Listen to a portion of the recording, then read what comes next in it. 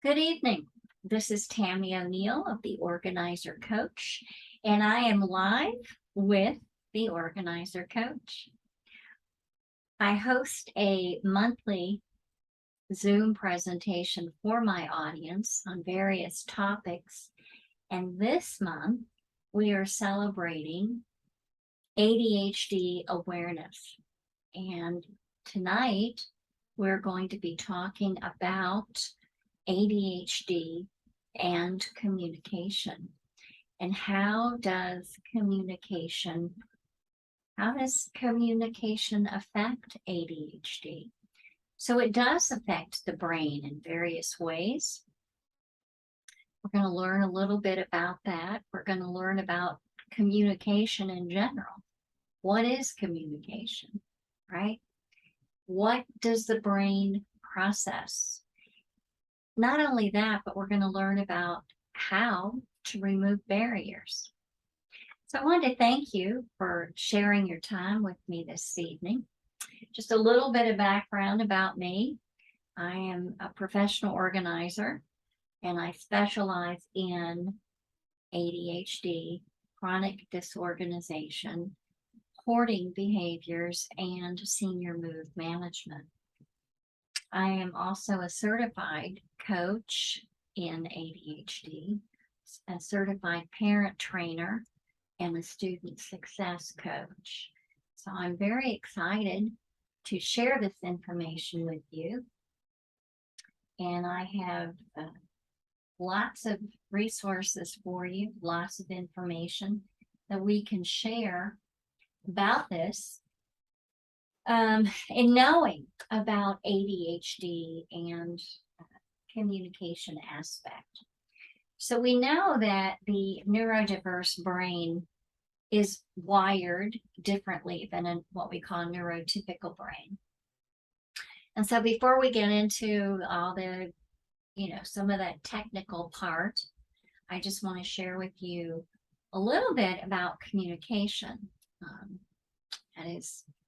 Communication is I'm very much an advocate for communication, pro communication, regardless whether we have neurodiverse brains or not. So we know communication is the process of transferring information, transferring information from one place to another.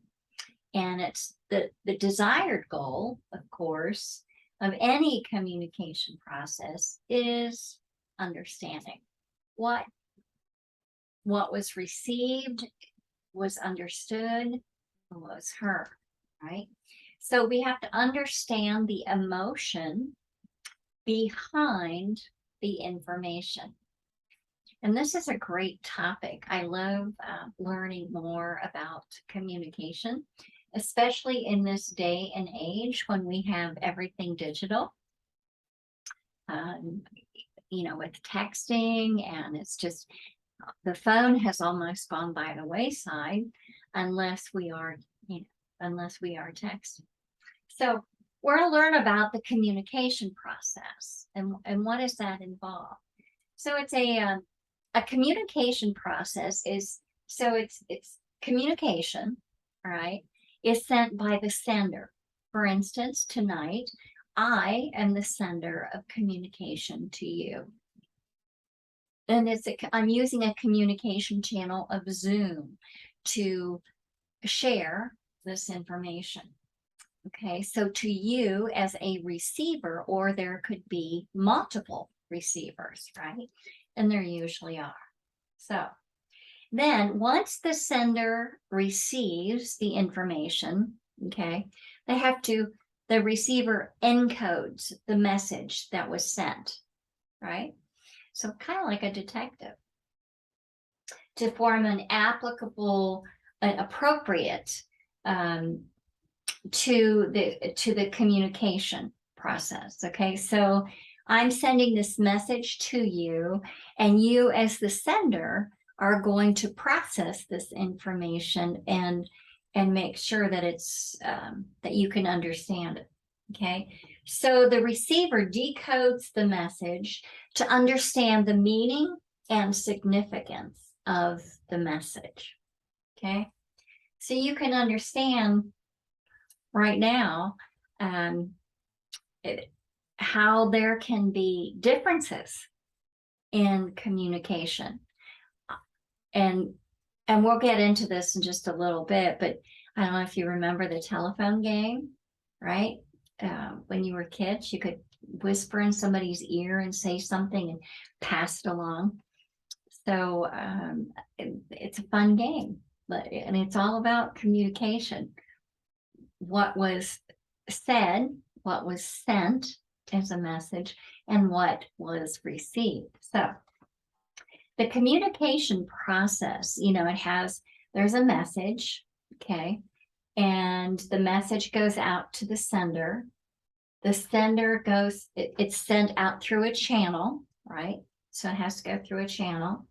Then the recipient has to decode this message, and then they have to give feedback, and that feedback goes through a channel,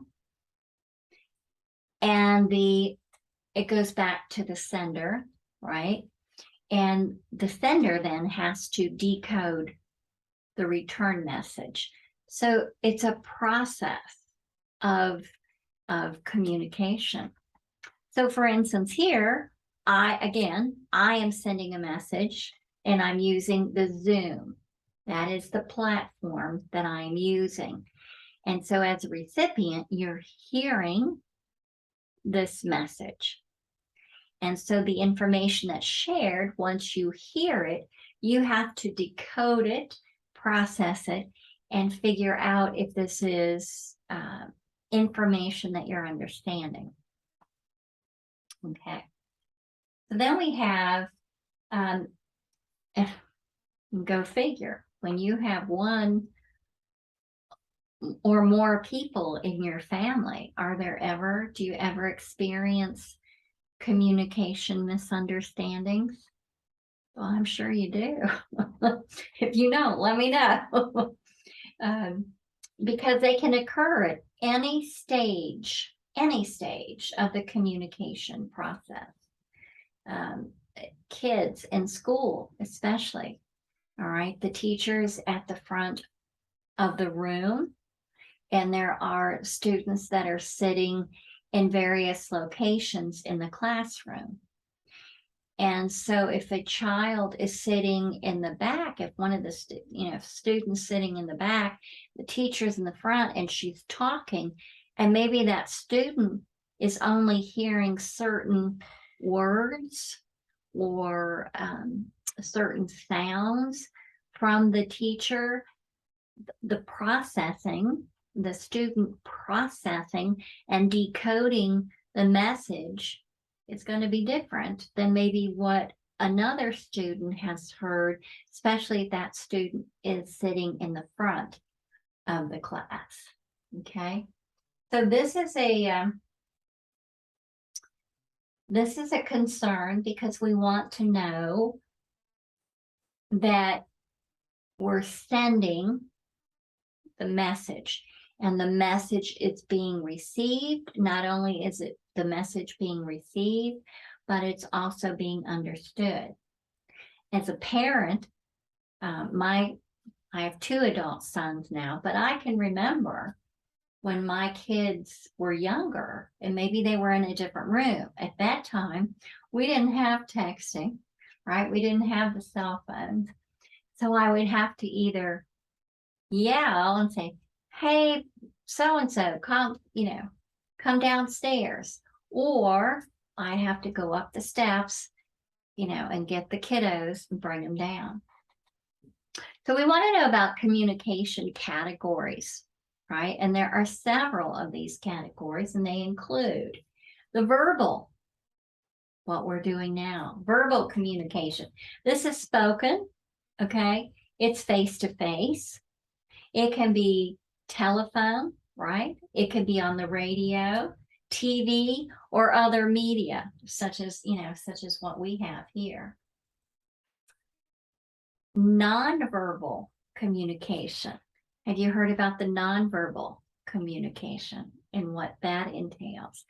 Absolutely. Nonverbal is, well, I talk with my hands. So I use nonverbal, and that's the body language. What are our eyes saying? How are we, if we're standing next to a person, how close are we standing? What is our body saying? If I'm talking with students, or I'm working with clients, and I'm working with them one-on-one, are they able to look at me in the eye and make contact? Very important to know these things, okay? How we dress, what we smell like. These are all non-verbal cues, and they're all part of the communication process. Now, we also have the written communication, right? And what do we have? News, right? We have news, we have books, we have emails, letters. Oh my gosh. So it's been a while since I've handwritten a letter. However, I was thrilled when I received a card in the mail from a dear friend of mine here recently, and it was wonderful. Yes, we have text and we have emails, but I received a card, and that made my day. So it was that isn't an art form that many people use, but it is a form of communication. Okay, and the net. What about the internet? That's also written. Okay, so visualizations. What do we use for visualizations? Well, how about some charts, right? We have charts, we have graphs, we have signage, maps. Oh my gosh. If I didn't have a GPS map, I couldn't drive. And that's a visual for me because I can also see, but I can hear it too. And these are very important part of the process. So what do we need? What do we need for communication? So studies have shown that 4 skills are definitely needed for communication. 1, engaged listening. What am I hearing? Very important. 2, nonverbal communication, right? How we're talking, our body language, how we dress, our hairstyle, those kind of things. Also, how about number 3 is managing the stress in the moment. So if you get very excited and very, it's difficult to contain the emotion, that can impede communication, any communication. Okay, because remember, that's part of the message that's being sent. Okay, also announcing yourself in a confident and respectful manner. That's very important to understand that. So when we're in a group, we learn, especially in school, right? We learn to raise our hand, and the teacher will call on you or take turns, right? Okay. So now when we're encoding messages, what we're doing is we're transferring abstract thoughts into spoken words or written form. Okay, so that's a message. And the communication channels require different forms of encoding. Okay, so when we have encoding messages, we have to know that effective communication is also knowing your intended audience, as well as the communication channel. All right. So an example would be probably don't want to end your an important relationship with your significant other. You probably don't want to send a text to them by, and end the relationship. That probably would be done face to face, where the two people can see each other and you can see the body language and you can understand the message that is being shared. Okay. You also want to know the receiver's response to the intended message. This is very important to know that the receiver understands the message and what's the response, what's the feedback. Okay, so we're going through this really quick because this is, it's a short period of time, but I wanted you to understand a little bit about this. So when we're decoding messages, we decode messages based upon our personal frame of reference. Nobody else's, but our own experience. It triggers something, a word is said, or words are said, or body language is saying something. And so that can trigger something that has been stored in our brain for many, many years, right? And that's what we call the frame of reference. It's a psychological state or past experience of time and place of receiving that message, okay? You want to think about this when you have important information to share with your kids, with your significant other, whomever you're sharing information with. You want to make sure that the timing and the place is good, that they can hear and receive the message. That's crucial. All right. So in decoding, we know that successful communication depends on how understanding the message will be decoded and understanding potential sources of misunderstanding. So the sender, in sending the message, wants to be aware of the audience, of the intended audience, and what is the most efficient and the best way to communicate my message to the intended audience.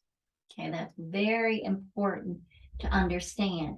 And the feedback, you always want to have the feedback from the receiver.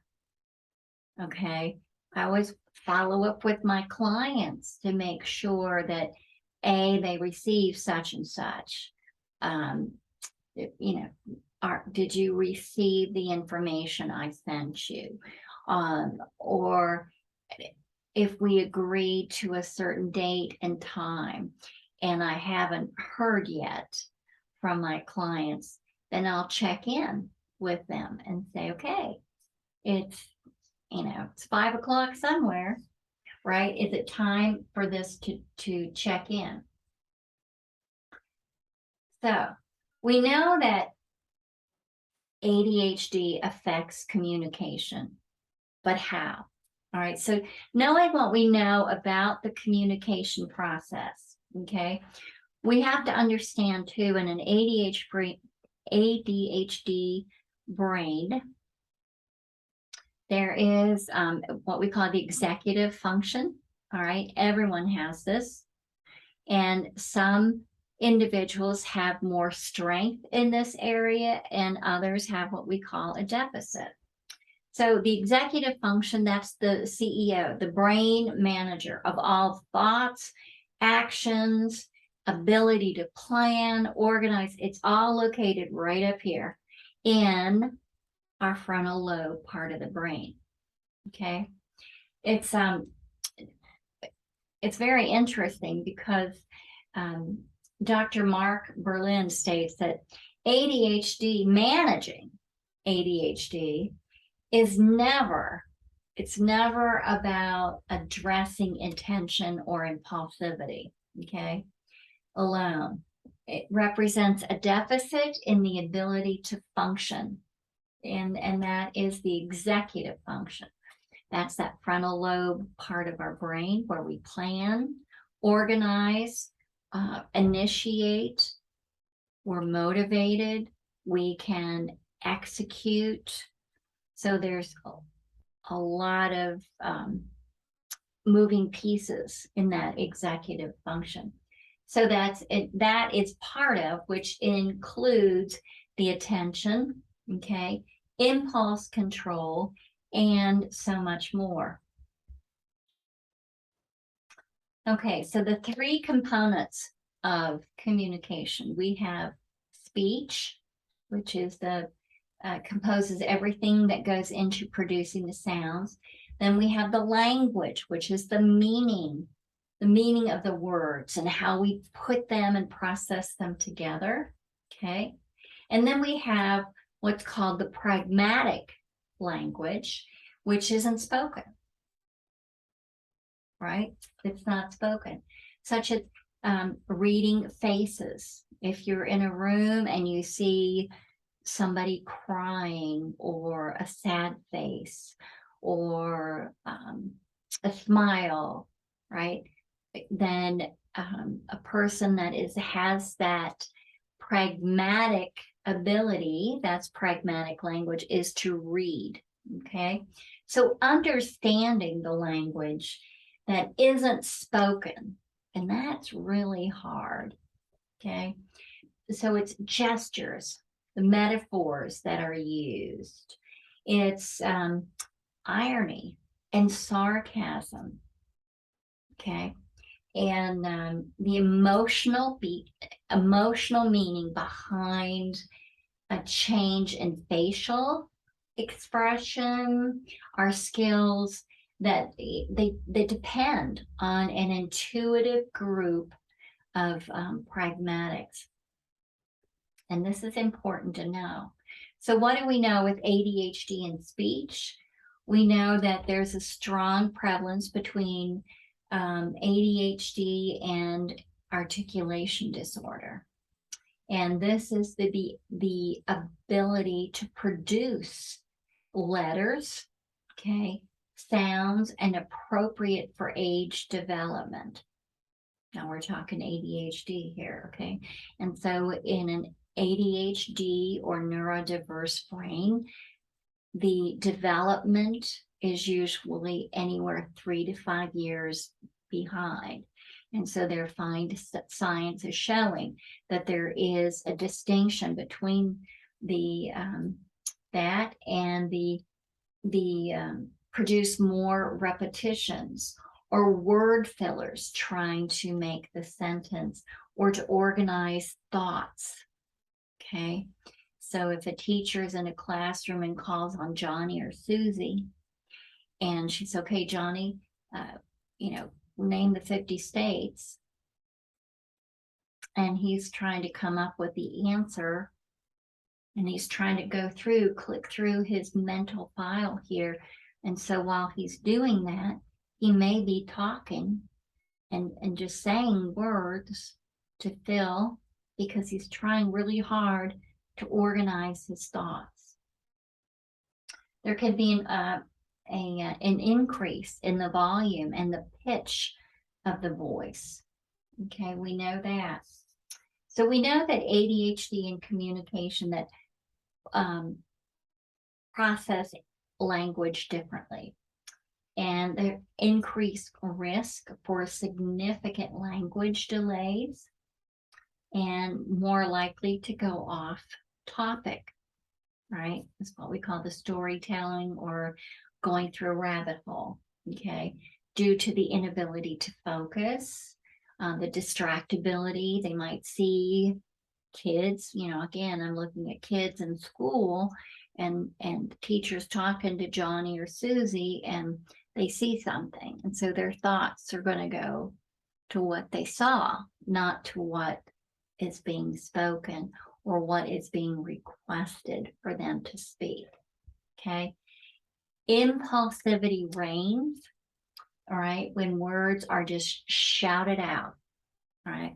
We may have Johnny or Susie in the classroom and the teacher is talking, and because they have some impulsivity issues, Johnny is just going to blurt it out, whatever his answer is, because he doesn't understand the correlation between the consequences.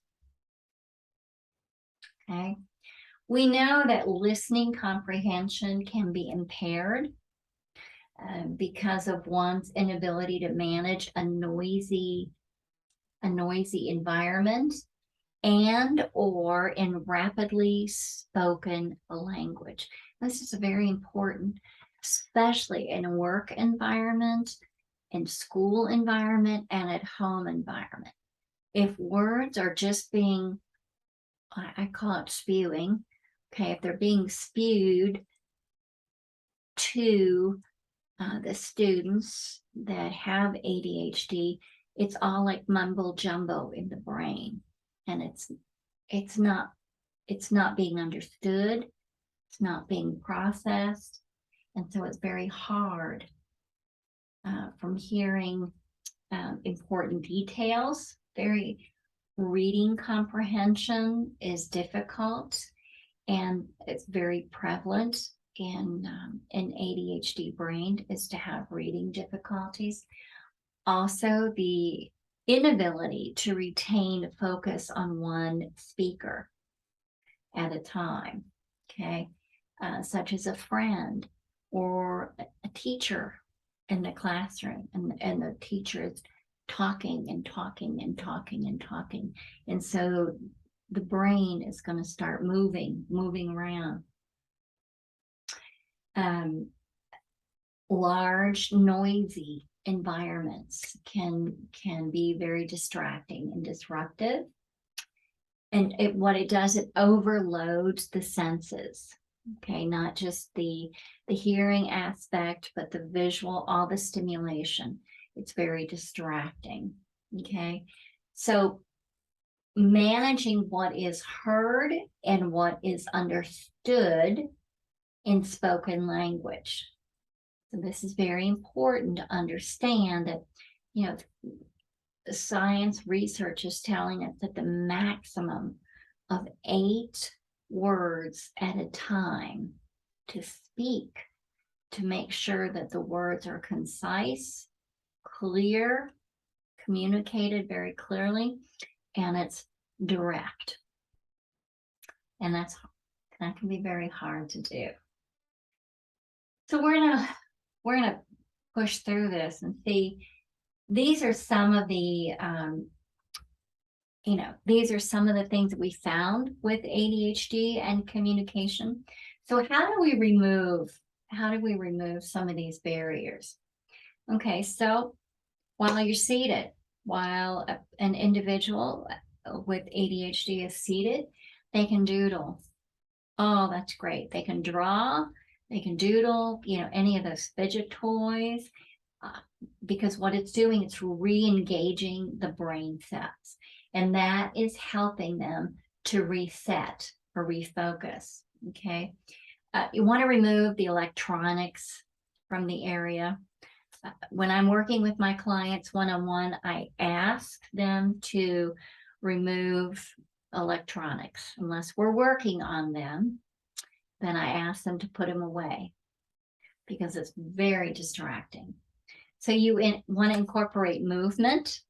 Again, with students, I always write this in the 504, or if they have an IEP, and to incorporate some type of movement, whether it's getting up, sharpening the pencils, taking a break in the hallway, whatever. It's just a few minutes. Again, that's re-engaging the brain cells, and that really helps.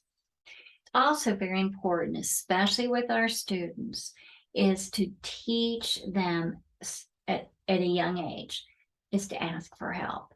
It's okay to ask for help. We don't know everything. Adults don't know everything. It's so important that we teach our students to ask for help and say to the teacher, I don't understand this. Can you help me? Can we meet before school? Can we meet after school? And parents, please. Oh, I love it when the parents are involved with this. You can, at work, you can ask a trusted coworker or a friend to help you if you don't understand. You can also ask them to help you prompt or to give you visual cues as to what's next. That's a great help. Okay. You want to be honest and transparent about the ADHD brain because it's absolutely nothing to be ashamed of. Celebrate because they're superpowers, right? Lots of superpowers with ADHD, and it's learning to tap into that. We have talked very quickly. I've shared a lot of information. There are different organizations, and I'm going to share these with you. They're CHAD, Children and Adults with Attention Deficit Disorganization.org. There is ADDA, ADDA, all right, and that's also .org. That's Attention Deficit Disorder Association. All of these organizations have absolutely wonderful resources, a lot of them free resources that you can go to and check on. I mentioned CHAD. There's the Institute for Challenging Disorganization. For adults, this is a wonderful organization, and they provide a lot of information on ADHD.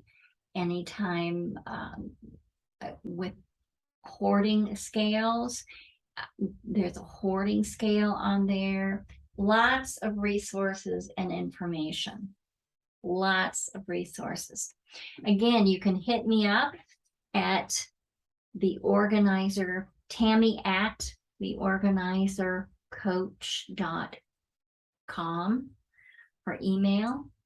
Or if you want to call me or text me, I offer a free 20-minute phone consult.